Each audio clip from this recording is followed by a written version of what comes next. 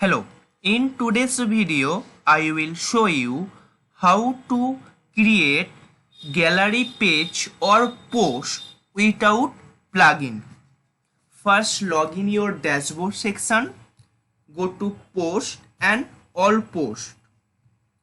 Create add new and gallery post. And hello, my website or welcome my website.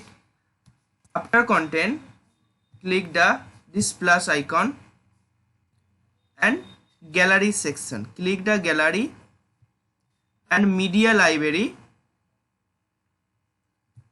Choose your media image.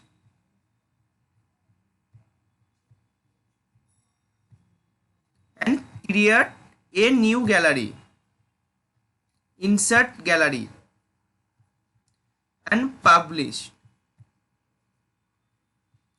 and view post.